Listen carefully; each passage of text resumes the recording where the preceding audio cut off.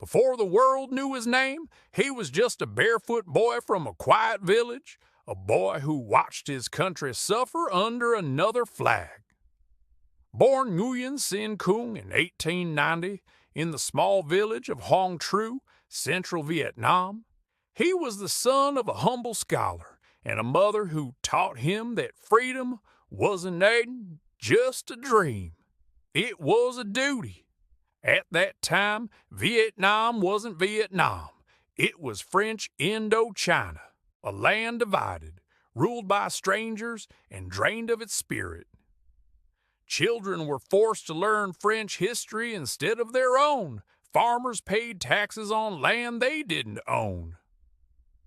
And the Vietnamese language itself was fading from the schools. They took our soil, his father once said, but they will never own our souls.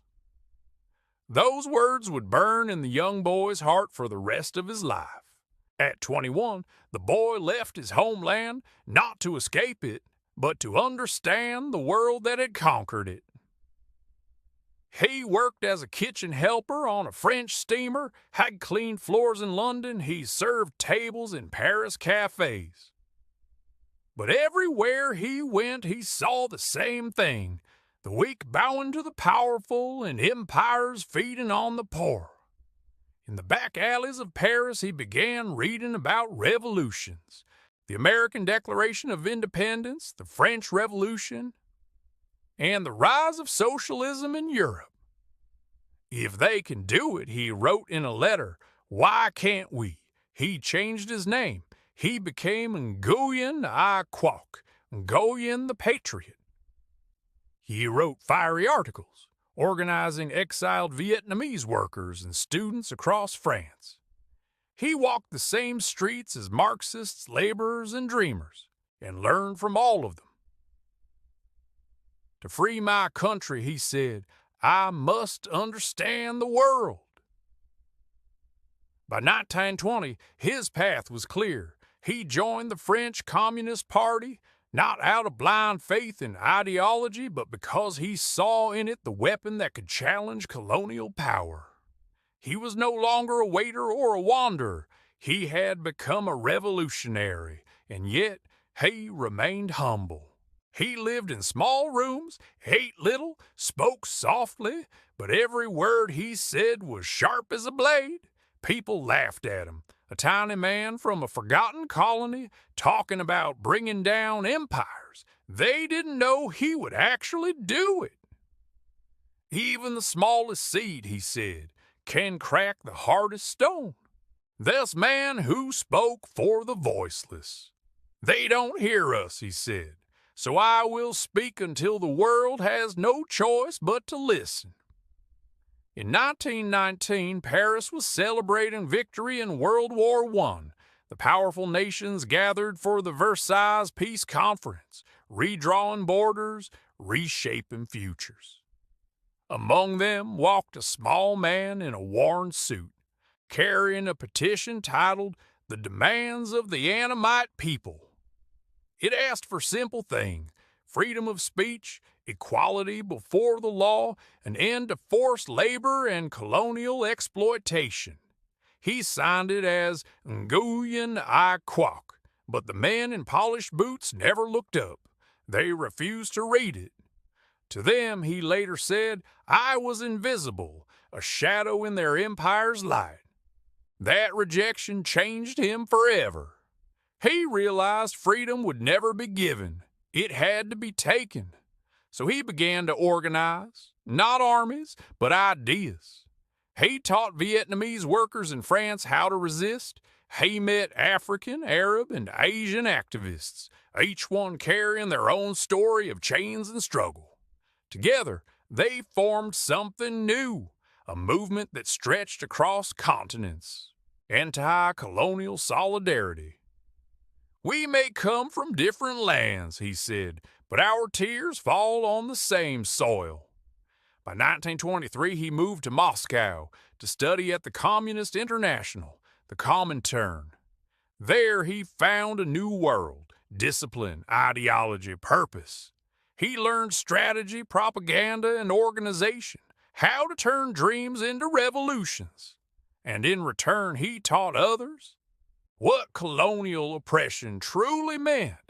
He told them of Vietnam's suffering, of peasants whipped for taxes and children dying under French rule. You cannot build socialism, he warned, while others still wear chains.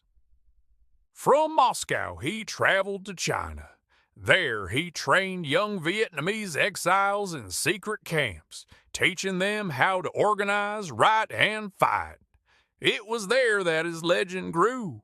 They called him Uncle Ho, the teacher, the humble leader who ate and slept beside his students. He never raised his voice. He listened more than he spoke, and yet every word carried the weight of a nation's hope. We are small, he told them, but we are many. And when the wind of history changes, even the smallest flame can become a storm. In 1930, in the city of Hong Kong, he founded what would become the weapon of his life, the Communist Party of Vietnam. At first, it was only a handful of men meeting in secret rooms lit by candles. But what began as whispers would soon roar across jungles and mountains, a movement that would shake the foundations of empire. They have rifles, he said. We have truth. The world still didn't know his name, but history was already listening. Somewhere between Paris and Hanoi, between the dream and the battlefield, a revolution was being born in the mind of a small man who refused to kneel. The fire returns home. For 30 years he had wandered the world. Now the man called Ho Chi Minh had come home. It was 1941. Vietnam was under Japanese occupation, while the French colonial government still clung to power. Two oppressors, one land, and between them the people of Vietnam, starving, silent, broken. He crossed the Chinese border at night, disguised as a poor traveler. He carried no weapon, no army, only a notebook, a map, and an idea. A man can be killed, he said, but an idea cannot. In a hidden cave in northern Vietnam, he gathered a handful of loyal followers, farmers, teachers, ex-soldiers, men and women who had nothing but courage. There, they founded the Viet Minh, the League for the Independence of Vietnam. Its goal was simple and eternal: freedom from all foreign rule. They trained in silence, building a movement out of whispers and hope. Each village that joined, each farmer who shared rice or information became a piece of the invisible army. We fight not for power, Ho told them, but for a home that belongs to its people. As World War II raged, Ho Chi Minh's forces grew. The Japanese were losing ground, and the French were weakened. Ho saw his chance. By 1945, Japan surrendered. The colonial chains cracked open for the first time in nearly a century, and Ho moved swiftly. He led the August Revolution, a nationwide uprising that seized cities, government buildings, and hearts. In just 10 days, centuries of foreign control collapsed. On September 2nd, 1945, standing before tens of thousands in Baodin Square, Hanoi, Ho Chi Minh stepped up to the microphone. A thin man wearing simple clothes, his beard gray, his eyes calm. And with a trembling voice, he read the words that would echo through generations. All men are created equal. The Creator has given us certain inalienable rights: life, liberty, and the pursuit of happiness. The crowd fell silent, then erupted in tears, cheers, and prayers. It was the Declaration of Independence of Vietnam, and he had borrowed those words from the American Declaration itself. We are inspired, he said later, by the ideals of the American Revolution. We only asked to live them. But freedom, as always, came with a price. The French would not let go. By 1946, their armies returned, and Vietnam once again was thrown into war. Ho Chi Minh tried to negotiate, letters to Paris, appeals to Washington, but no one truly listened. "They shake my hand," he wrote in despair, "while sharpening their knives behind their backs." And so the gun spoke again. The First Indochina War had begun, a battle not just for land but for the soul of Vietnam. Ho Chi Minh, the small man who once served soup in Paris, was now the leader of a nation at war. "We would rather die on our feet," he declared, "than live on our knees." And the fire that began in one man's heart was now burning across an entire nation. The Long War of Shadows. It was 1946. The ink on Vietnam's Declaration of Independence was barely dry when the French guns returned to the ports of Haiphong and Saigon. They called it restoring order, but Ho Chi Minh knew what it meant: colonialism reborn. The negotiations collapsed in smoke and betrayal, and so, in the hills, in the jungles, the Viet Minh took up arms once more. Ho Chi Minh disappeared into the northern forests. His base and the network of hidden tunnels and bamboo huts became known as the Resistance Zone. From there he led not with iron, but with patience. He told his commanders, "You can kill 10 of our men for every one we kill of yours. But even at those odds, you will lose, and we will win." He believed victory would not come from weapons, but from willpower. The French had tanks, aircraft, artillery. The Viet Minh had nothing but rifles, and the hunger to be free. For 8 years, the war consumed Vietnam. Villages burned, rice fields turned red, and generations of youth vanished into the jungle. But the Viet Minh learned fast. They studied every ambush, every defeat. They fought, vanished, and struck again.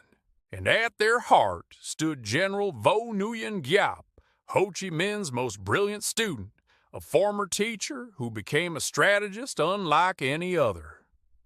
Together, they formed a perfect balance. Ho, the philosopher and visionary; Giap, the warrior and tactician. One fought with words, the other with weapons, but both served the same God, Vietnam's freedom.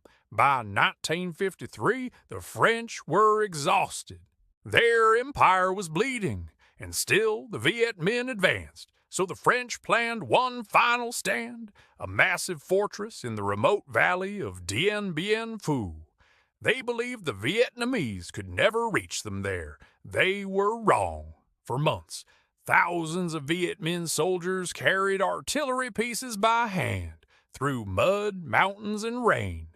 They pulled entire cannons up cliffs with bamboo ropes. They built roads where none existed. It was a miracle of endurance. And when the battle began, the French looked up at the hills surrounding them and saw death staring back. The Battle of Dien Bien Phu lasted 56 days. Rain turned the valley into a swamp of blood and steel. Every trench, every hill had a name and a story.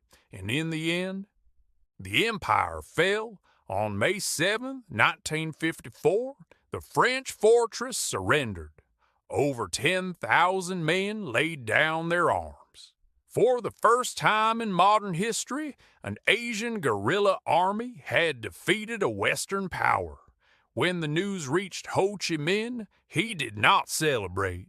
He simply smiled and whispered to Giap, "It is the people who have won. We were only their servants." But even as the victory bells rang, a new shadow was already rising on the horizon: America. The French were gone, but the world's newest superpower was stepping in to protect democracy. The North became Ho Chi Minh's Democratic Republic of Vietnam. The South became Ngo Dinh Diem's anti-communist state, backed by the United States. The seeds of a new, even bloodier war had already been planted. The Dragon and the Eagle. It was the 1960s. Vietnam, once a whisper on the map, had become the center of the world's attention. In the north, the red flag with a golden star flew proudly over Hanoi. In the south, American advisors landed by the thousands. Each side claimed to fight for freedom, but the land in between burned. Ho Chi Minh watched from his small wooden house in the forest. He lived simply, bare feet, one set of clothes, a tin cup for tea. But every night messages from spies, generals, and diplomats reached his hands. He studied them quietly, then whispered his orders, calm, patient, unshakable. The Americans, he said, may have all the airplanes and bombs in the world, but they cannot win the hearts of our people. By 1964, the Gulf of Tonkin incident gave Washington the excuse it wanted. The U.S. unleashed a full-scale war, Operation Rolling Thunder, millions of tons of bombs, napalm that turned forests into firestorms. They believed they could break Vietnam's will from the sky. But how do you destroy an idea that hides in the hearts of millions? Beneath the earth, the Viet Cong and North Vietnamese built cities of tunnels, miles of darkness where soldiers slept, planned, and waited. In the north, the Ho Chi Minh Trail wound like a serpent through Laos and Cambodia, a lifeline that carried food, ammo, and men to the south. Every bomb crater, every ruined village became a story of survival. We live in the earth, one fighter said. We eat roots, drink rainwater, but we do not surrender. Ho Chi Minh was no longer young. His hair turned white, his body frail, but his mind sharp as ever. He often quoted poetry, reminding his soldiers that their struggle was not just war, it was destiny. The enemy can destroy our cities, he said, but they cannot destroy our determination. By 1968, the world trembled as the Tet Offensive exploded across South Vietnam. The Viet Cong struck more than 100 cities at once, even Saigon, even the American embassy. Though militarily costly, it shattered America's belief that victory was near. Television brought the war into every American home, and the myth of invincibility began to crumble. Ho Chi Minh did not live to see the end. He died on September 2nd, 1969, exactly 24 years after he declared independence. The nation mourned. Even his enemies spoke of his discipline, his faith in simplicity, his calm belief that history always bends toward justice. In the North, his body was preserved, a symbol of eternal resistance, and 6 years later, his dream became reality. In 1975, Saigon fell. The American helicopters lifted off from rooftops, and the flag of the Socialist Republic of Vietnam rose over the city. The dragon had outlasted the eagle. He had no throne, no palace, no gold, just a pen, a voice, and a will unbroken. When the prison doors open, he once said, the real dragon will fly out. And it did. Its name was Vietnam.